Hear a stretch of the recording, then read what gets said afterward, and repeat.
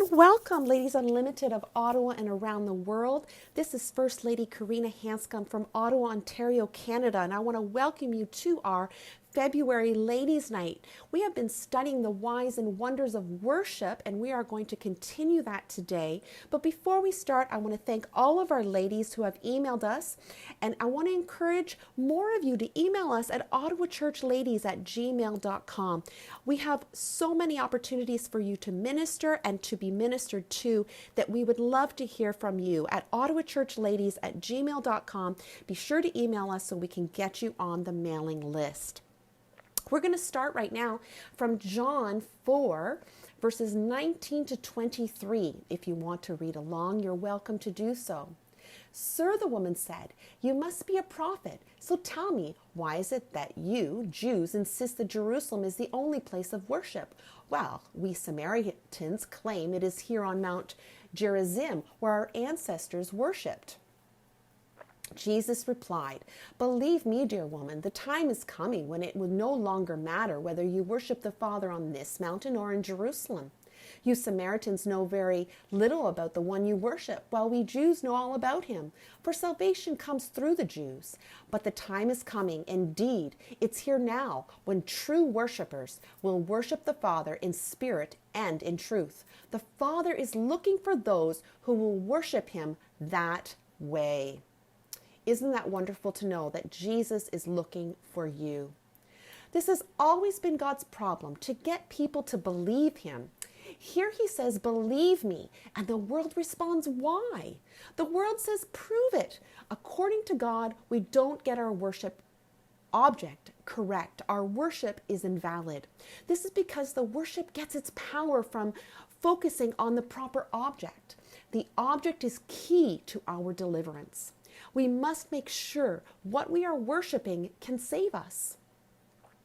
The Jews were given the revelation of Yahweh God. The Lord took Abram, an idol worshiper person, out of the Ur of the Chaldees and gave him one of the greatest gifts, the concept of the one true living God. This is the greatest contribution Israel gave until they gave us the Messiah. We need to pray for the Jews and ask God to bless them and save them. We owe them a debt. In Romans 11, 19 to 21, Paul basically says, you got grafted in. Don't put your nose up in the air. God will cut you off so fast it'll make your head spin.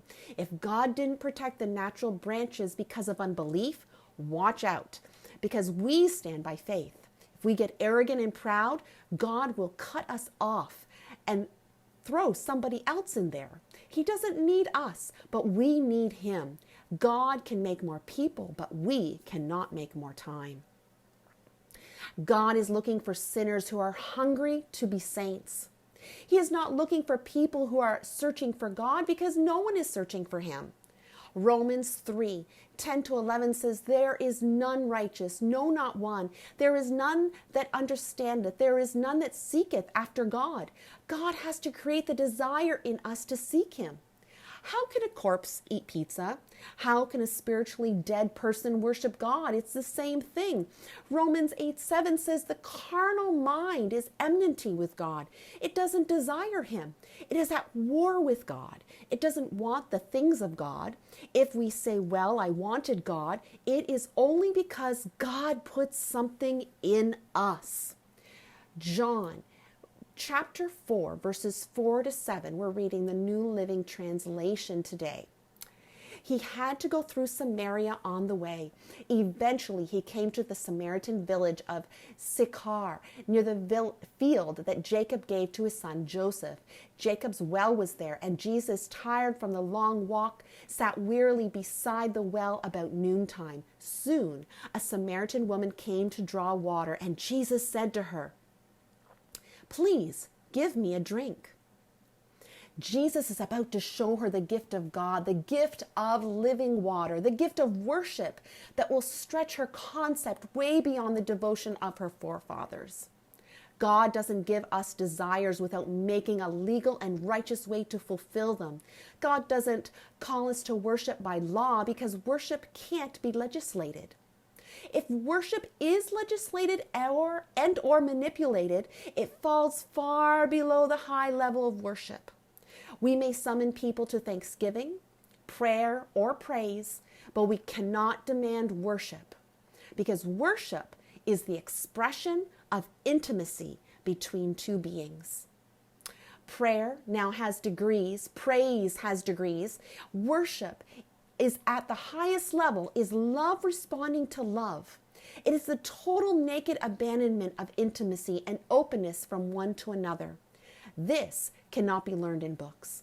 It must be assimilated into our spirits by constantly being under the auspices of God's presence. In Revelations 9:11, the Bible says that all things were created by him and for his pleasure. So this must be the central issue of our lives. Are we giving God pleasure, or are we giving him a headache? It is possible to make the church happy while making God sad. Now, initially, worship should be and can be done without a crowd. It can also be done in a crowd, unbeknownst to the crowd. Here is how we might tell if someone is worshiping. In every congregation, there are some people who are not outwardly emotional during praise. They are typically constrained, but when the Spirit of God moves as deep calleth to deep, they will suddenly leave their normal statute.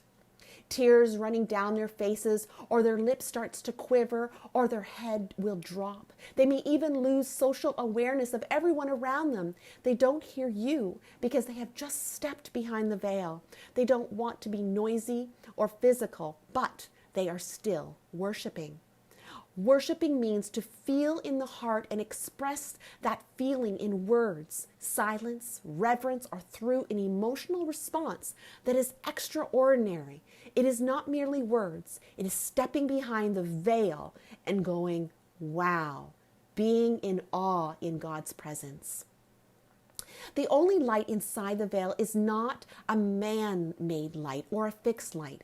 It is Shekinah light. There is no work going on here. It is just standing awestruck in the raw presence of God. There is nothing to do in there but fall down and say, holy, holy, holy. Like the angels and seraphims and cherubims in Isaiah 6:1-3. Let us read. It was in the year of King Uzziah died that I saw the Lord. He was sitting on a lofty throne, and the train of his robe filled the temple. Attending him were mighty seraphims, each having 6 wings. With 2 wings they covered their faces.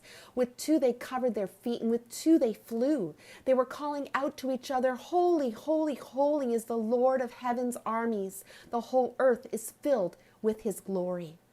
Now, why is this? Because worship has to do with the stuff about God that never changes. Praise is for what he does, and worship is for who he is. Worship can say, even if you don't heal me, I believe you and love you and praise you.